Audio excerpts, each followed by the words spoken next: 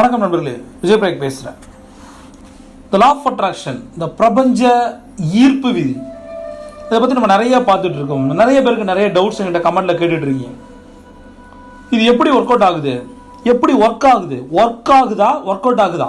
Work ஆகும், நம்ம தான் ஒர்க் அவுட் ஆக்கணும். ஃபர்ஸ்ட் ஆஃப் ஆல் உங்களுக்கு இந்த பிரபஞ்ச ரகசியம்னா என்ன, ஈர்ப்பு விதினா என்ன அப்படின்னு தெரியணும்னா விஷுவலாக நீங்கள் பார்க்கணும் அப்படின்னா ஹைலி ரெக்கமெண்ட் பண்ணுறது ஒன்று தான். என்ன தெரியுமா? சீக்ரெட் வீடியோன்னு போடுங்க, சீக்ரெட் டாக்குமெண்ட்ரி ஃபிலிம் தமிழ்னு போடுங்க. அது எல்லா விஷயங்களும் இருக்குது. ரேண்டா பைரன் அமேசிங்காக சொல்லியிருப்பாங்க ரகசியம்னா என்ன. நான் திரும்ப திரும்ப சொல்கிறேன், உங்களுடைய எல்லா பிரச்சனைக்கும், நம்மளுடைய எல்லா சேலஞ்சஸ்க்கும் ஒரு மிகப்பெரிய தீர்வு லா ஆஃப் அட்ராக்ஷன். இந்த ஈர்ப்பு விதியோட ரகசியத்தை நம்ம புரிஞ்சுக்கிட்டோம்னா எல்லாமே நடக்கும். எப்படி இது ஒர்க் ஆகுது? இது ஒரு ராக்கெட் சயின்ஸ்லாம் இல்லை. திரும்ப சொல்கிறேன், யார் வேணால் பண்ண முடியும். சேம் லைக் இப்போ புவி ஈர்ப்பு விதி, புவி ஈர்ப்பு சக்தின்னு நம்ம ஸ்கூல் டேஸில் படிச்சிருக்கோம். அது உண்மையா இல்லையா? புவி ஈர்ப்பு விசைனா என்ன? என்ன ஏதோ ஒன்று தூக்கி மேலே போடுறோம், அது கீழே வருது, இதுதானே? இது உண்மையா இல்லையா? இது உண்மை அப்படின்னா ஈர்ப்பு விதியோ பிரபஞ்ச ரகசியமோ சத்தியமான உண்மை. அதை நம்ம உணரலாம், அவ்வளோதான். நம்ம நினைச்ச விஷயங்கள் நடந்துகிட்டே இருக்கு, அதுதான் ஈர்ப்பு விதி. நமக்கு தெரியல. ஃபர்ஸ்ட் இந்த இடத்துல நான் ஒன்று சொல்றேன், எதை நீங்கள் ஃபோக்கஸ் பண்றீங்களோ, பாயிண்ட் நம்பர் ஒன், எதை நீங்க நம்புறீங்களோ, எதை நீங்க ஃபோக்கஸ் பண்றீங்களோ அது சர்வ சத்தியமாக நடக்கும். அது எதுவாக இருந்தாலும் சரி, நல்லதை நினைச்சாலும் சரி, கெட்டதை நினைச்சாலும் சரி, நீங்கள் எதை ஃபோக்கஸ் பண்றீங்களோ அது நிச்சயம் நடக்கும். சேலஞ்ச் என்னன்னா, அதை சரியா நம்ம ஃபோக்கஸ் பண்றோமா? இதான் சக்சஸ் சீக்ரெட். மூணு ஸ்ட்ராட்டஜி உங்களுக்கு சொல்லித்தரேன். லா ஆஃப் அட்ராக்ஷனை வச்சு நம்ம நினைச்சதெல்லாம் எப்படி கொண்டு வர்றது. பேசிக் பாயிண்ட், ஃபோக்கஸ் பண்ணுங்க. Stay focus, stay foolish. முட்டாள்தனமாக ஒரு விஷயத்தை நம்புறது, எனக்கு நடக்கும், அவ்வளோதான். எப்படி நடக்கும் நான் சொல்லித்தரேன். முதல் விஷயம், ஃபோக்கஸ் பண்ணணும். எதை நீங்கள் ஃபோக்கஸ் பண்ணீங்களோ அது தானாக உங்கள்கிட்ட ஓடி உட்காரும். நீங்கள் நினச்ச எல்லாத்தையுமே உங்களால் அட்ராக்ட் பண்ண முடியும். எதெல்லாம்? எனக்கு நிறைய பணம் தேவை, நிறைய உறவுகள் தேவை, ரிலேஷன்ஷிப் ப்ராப்ளம் நிறைய பேருக்கு, ரிலேஷன்ஷிப் சேலஞ்சஸ் நிறைய பேருக்கு இருக்கு. உறவுகள் போயிடுச்சுன்னா நம்ம நடமாடம் சுடுகாடு மாதிரி இருக்கு நம்மளோட மனசு. இல்லை அது ஒரு மாதிரி இருக்கு, ரொம்ப கஷ்டப்படுறோம்ல, அதுலேருந்து மீண்டு வர முடியல. ஹெல்த் இஷ்யூஸ் இருக்கு, பணம் வேணும், கடன் அதிகமாக இருக்கு. உங்களுக்கு என்னென்ன தேவையோ, என்னென்ன வேணுமோ அதை பிரபஞ்சம் கொடுக்க தயாராக இருக்கு. நமக்கு ஃபோக்கஸ் பண்ண தெரியல, அதை அட்ராக்ட் பண்ண தெரியல. இதை நம்ம கற்றுக்க போகிறோம். நீங்கள் எதை நீங்கள் அட்ராக்ட் பண்ணணும்னு நினைக்கிறீங்களோ ஃபோக்கஸ் பண்ணுங்க. லாஜிக்காக நான் சொல்கிறேன். இப்போ ஏதாவது ஒன்று நீங்கள் நம்புறீங்க, இதுதான் நான் சொல்கிறது. இதுக்கு பேசிக்காக ஒரு ஃபார்முலா இருக்குது. என்ன formula? ABR, ask believe receive. Ask believe receive, ask believe receive. கேளுங்க, நம்புங்க, கிடைக்கும். சரி, நீங்கள் எதை நம்புறீங்க? ஏதாவது ஒன்று நம்புறீங்களா? இப்போ நீங்கள் என்ன மாதிரியான நிலைமையில வேணா இருக்கலாம். சரி, ஃபார் எக்ஸாம்பிள், நமக்கு கடன் இருக்குது, கமிட்மெண்ட் இருக்குது, திடீர்னு ஒரு கார் வாங்கணும்னு நினைக்கிறோம். ஒரு குட்டி கார்னு வச்சு, ஒரு இண்டிகான்னு வச்சுருப்போம், ஒரு டாடா இண்டிகா வாங்கணும்னு நினைக்கிறோம். இது வரைக்கும் நீங்கள் அதை சீரியஸாக நினைக்கலாம். இப்போ நான் சொல்கிறேன், இந்த நிமிஷம் நிறுத்துறேன். உங்களுக்கு என்ன கார் வேணும்? கமெண்ட்ல எழுதுங்க. உங்களுக்கு என்ன கார் வேணும்? என்னோட பிராண்ட் இதுதான், எனக்கு பிடிச்ச கார். அது கிடைக்குமா கிடைக்காதா அதெல்லாம் யோசிக்க கமெண்ட்ல நீங்கள் ஜஸ்ட் டைப் பண்ணுங்க, எனக்கு இந்த கார் வேணும். ரைட். ரெண்டாவது, எனக்கு இவ்வளோ கமிட்மெண்ட் இருக்கு, எனக்கு இவ்வளோ பணம் வேணும், எனக்கு இந்த மாதம் இவ்வளோ பணம் வேணும். ஜனவரி 1ஆம் தேதி நான் பிளான் பண்ணுறேன், எனக்கு பிப்ரவரி 1ஆம் தேதி எனக்கு இந்த மாதம் இவ்வளோ வேணும். 1 லட்சம் வேணும், 5 லட்சம் வேணும், 10 லட்சம் வேணும், 10,000 ரூபாய் வேணும். கமெண்ட்ல டைப் பண்ணுங்க. நீங்கள் என்ன டைப் பண்ணுறீங்களோ அதை உங்கள் யூனிவர்ஸ் கொடுக்கும். ஸோ உங்கள் யூனிவர்ஸ் கொடுக்கும், அவ்வளோதான். நீங்கள் தான் யூனிவர்ஸ், ரைட்டாக உங்களுக்கு நீங்களே கொடுத்துக்கிறீங்க. இது வரைக்கும் பிளாக்காக இருந்துச்சு, அதை எடுக்க போகிறோம், அவ்வளோதான். மூணாவது, உங்களுக்கு எந்த ஃபாரின் ட்ரிப் போகணும், எந்த கண்ட்ரி வேணும், எனக்கு இங்கெல்லாம் போகணும்னு ஆசை, அந்த கண்ட்ரி பேரை எழுதுங்க. என்ன நினைக்கிறீங்களோ அதை இந்த பிரபஞ்சம் நடத்தி கொடுக்கும். நீங்கள் செய்ய வேண்டியது ஒன்று தான். முதல்ல நம்புங்க. சரி, நம்பி இப்போ என்னென்ன பண்ணி வச்சுருக்கீங்க? உங்களுக்கு பிடிச்ச காரோட பிராண்டை எழுதிருக்கீங்க. ரெண்டாவது, எனக்கு மாதம் கமிட் பண்ணி இவ்வளோ இருக்குது, எனக்கு இவ்வளோ பணம் வேணும், எழுதிட்டீங்க. மூணாவது என்ன எழுதிருக்கீங்க? இந்த ஃபாரின் ட்ரிப் நான் போகணும், என்னுடைய ட்ரீம் கண்ட்ரி இதுதான், அதையும் எழுதிட்டீங்க. சூப்பர்ல. இப்போ நான் சொல்கிறேன், காரில் ஆரம்பிக்கிறேன். இப்போ நீங்கள் ஃபார் எக்ஸாம்பிள், நீங்கள் நிறைய லக்ஸுரி காரு, ட்ரீம் காரு, எதை வேணால் எழுதிருப்பீங்க. திரும்ப சொல்கிறேன், இந்த வீடியோவை பார்க்கும்போது நோட்டோ டைரியோ இல்லாமல் கேட்காதீங்க. என்னோட எல்லா வீடியோக்களும் அதுதான். இது என்டர்டைன்மெண்ட் வீடியோக்கள் அல்ல. ஹெட்செட் போட்டு கேளுங்க, நான் சொல்கிற இடத்துல நிறுத்துங்க, உங்களோட கமெண்ட்ல நீங்கள் எழுதுங்க, அதுக்கப்புறம் கண்டினியூ பண்ணுங்க, பண்ணி பாருங்க, ரிசல்ட் வரும். இப்போ நீங்கள் ஒரு குட்டியாக ஒரு இண்டிகா வாங்கணும்னு நினச்சிட்டீங்க. இன்னைக்கு நீங்கள் முடிவு பண்ணிட்டு நாளைக்கு நீங்கள் போங்க, அடுத்த ஒரு வாரத்தில் எத்தனை இண்டிகாவை நீங்கள் பார்த்துருப்பீங்க தெரியுமா? இத்தனை நாள் இந்த இண்டிகாக்கள் இந்திய ரோடுகளில் ஓடிட்டு இருந்துச்சா இல்லையா? ரோட்ல தானே ஓடிச்சு. அதே உங்க கண்ணுக்கு தெரியல. எப்ப நீங்க சீரியஸா இதை வாங்க போறேன், ஓட்ட போறேன், அந்த அந்த அந்த பிடிச்சி அந்த ஃபோக்கஸ் ஆகுறீங்களா, எனக்கு இந்த கார் வேணும் அப்படின்னு நினைச்சு எழுதிட்டு நாளைக்கு நீங்க பாத்தீங்கன்னா உங்கள் கண்ணுக்கு அந்த காரை இந்த பிரபஞ்சம் காட்டும். இதுதான் லாஜிக், இதுதான் லா ஆஃப் அட்ராக்ஷன். பார்க்க பார்க்க உங்களுக்காகவே அந்த கார் படைக்கப்பட்டிருக்கும். அதை ஏற்கனவே கார் ஓடிட்டு இருந்துச்சு, பட் அந்த கார் உங்களுக்கு தெரியல. இப்போ உங்களுக்கு கார் தெரியுது, அந்த கார் ஒரு நாள் உங்க வீட்டில் நிற்கும். அதுக்கு தான் கோல் செட்டிங். லா ஆஃப் அட்ராக்ஷனை பேஸ் பண்ணி நம்ம நம்புறோம். நம்பும் போது எல்லாமே கிடைக்குது. இன்னொன்று நான் யோசிக்கிறேன்.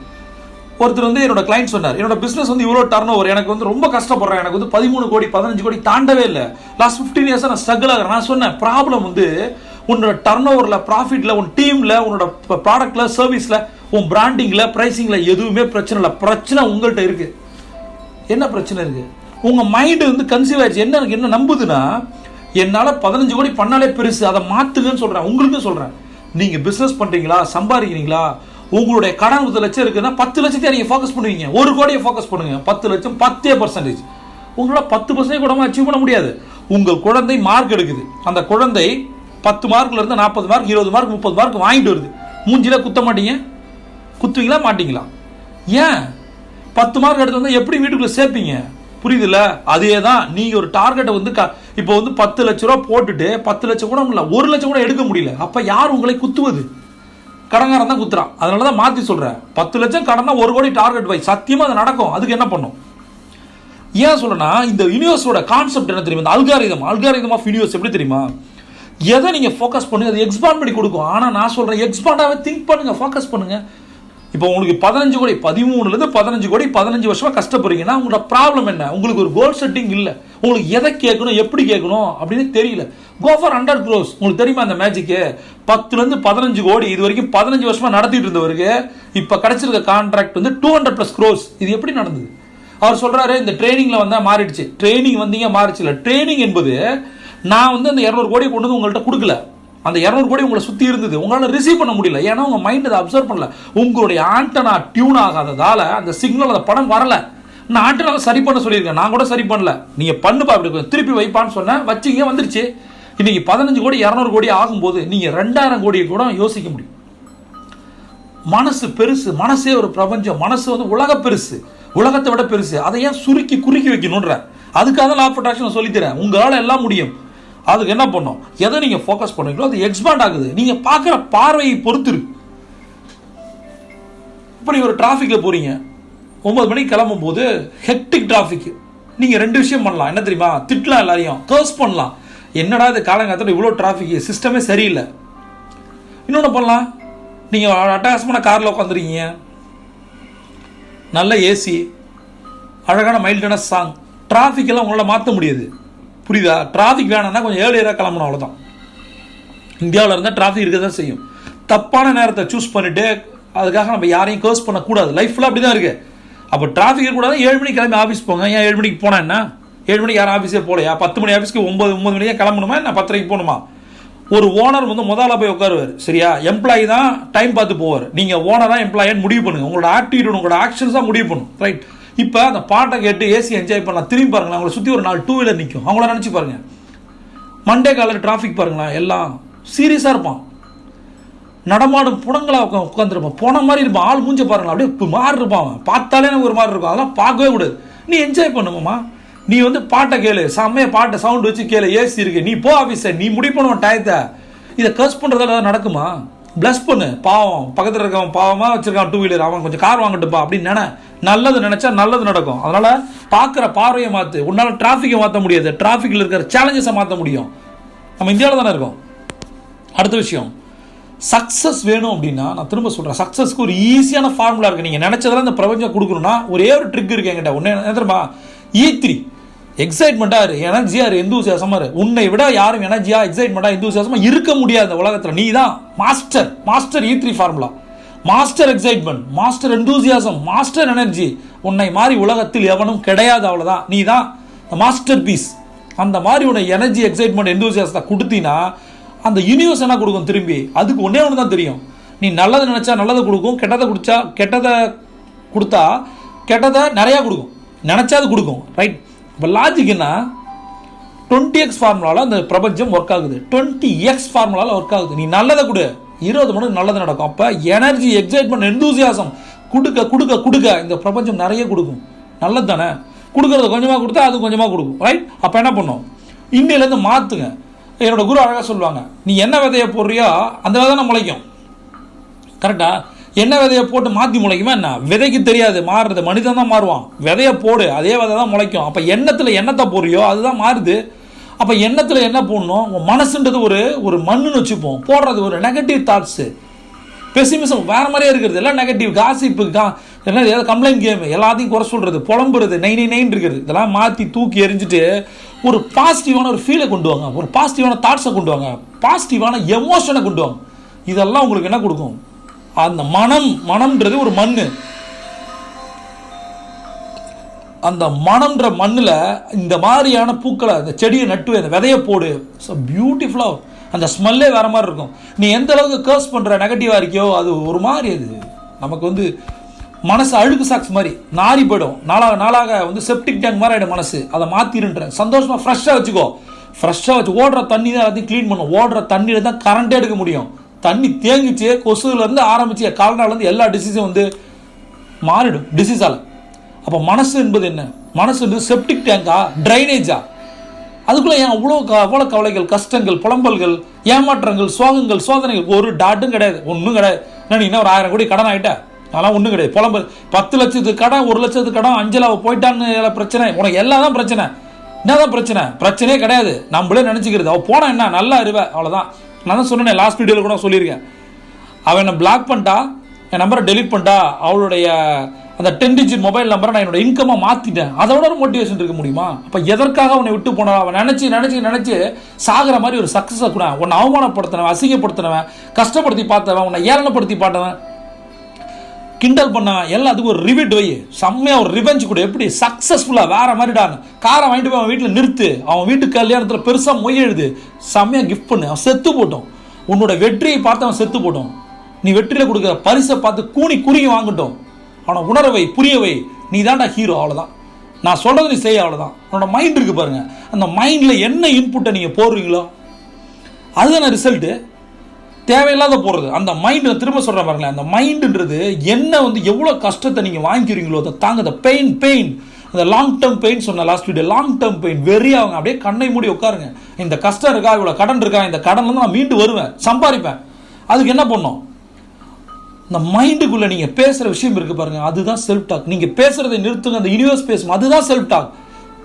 அடுத்த விஷயம் என்னென்ன தெரியுமா? இந்த எண்ணங்களை மாற்றணும். ஒருத்தர் கடன் சொல்லி உங்களை அசிங்கப்படுத்துறான், அவமானப்படுத்துறான், பணம் இல்லையா, உறவுகள் பிரச்சனையா, ஒன்று அஃபர்மேஷனால எல்லாத்தையும் மாற்ற முடியும். சுய கட்டளைகளை எல்லாத்தையும் மாற்ற முடியும்.